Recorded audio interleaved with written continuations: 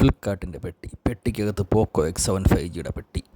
അത് തുറക്കുമ്പോൾ അതിനകത്ത് മൊബൈലിൻ്റെ കേസ് പിന്നെ ഞങ്ങൾ കണ്ടിട്ടില്ലാത്ത എന്തൊക്കെ സാധനം, ക്വിക്ക് സ്റ്റാർട്ട് ഗൈഡ്. പിന്നെ ആ കേസ് ഇങ്ങനെയാണ് ഇരിക്കുന്നത്, റബ്ബറാണ് സാധനം. വലിയ ക്വാളിറ്റി ഒന്നും ഇല്ലെങ്കിലും അത് ഇട്ടിരുന്ന അത്യാവശ്യം വലിയ കേടില്ലാതെ ഇരിക്കും.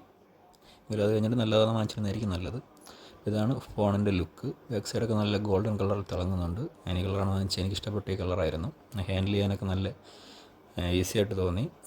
വെയിറ്റ് കുറവാണ്, കൈക്കകത്ത് ഒതുങ്ങിയിരിക്കുന്ന ഒരു മോഡലാണ്. അത് കഴിയുമ്പോഴാണ് 45 വോൾട്ടിൻ്റെ ചാർജർ. അപ്പോൾ പ്രമുഖന്മാരൊന്നും ഇത് തരത്തില്ല, പാവപ്പെട്ട ഷവോമി ഇത് തരുന്നുണ്ട്. അപ്പോൾ വലിയൊരു കാര്യമാണ്.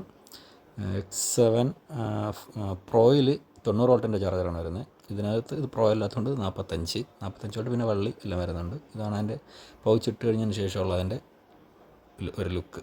അപ്പോൾ ഇത് സിം ഇജക്ടറാണ്. സിം ഇജക്ടർ ഞാൻ കുറേ നേരം തേടിയിട്ട് കണ്ടുപിടിച്ച സാധനമാണ്. അപ്പോൾ ഇതിനകത്ത് ഒളിച്ചിരിക്കുകയായിരുന്നു. പൗച്ചിട്ട് കഴിയുമ്പോൾ നമുക്ക് പൗച്ചിൻ്റെ താഴെ മറ്റേ ടൈപ്പ് സി ചാർജിങ് വരുന്നതിൻ്റെ അവിടെ ഒരു കേപ്പുണ്ട്, അടപ്പുണ്ട്. നമുക്ക് ആവശ്യം കഴിഞ്ഞിട്ട് അതങ്ങ് അടച്ച് വയ്ക്കാം. അത് കഴിഞ്ഞിട്ട് ഫോണൊന്ന് ഓണാക്കി നോക്കി. ഏകദേശം 20 സെക്കൻഡിന് മുകളിലായി ഒന്ന് ഓണായി വരാൻ വേണ്ടിയിട്ട്. അപ്പോൾ അതിന് വേണ്ടി ഇങ്ങനെ വെയിറ്റ് ചെയ്തിരുന്നപ്പോഴത്തേക്കും ഞാൻ വീഡിയോ എടുത്തുകൊണ്ടിരുന്നതിൻ്റെ ക്യാമറയുടെ ചാർജ് തീർന്നു.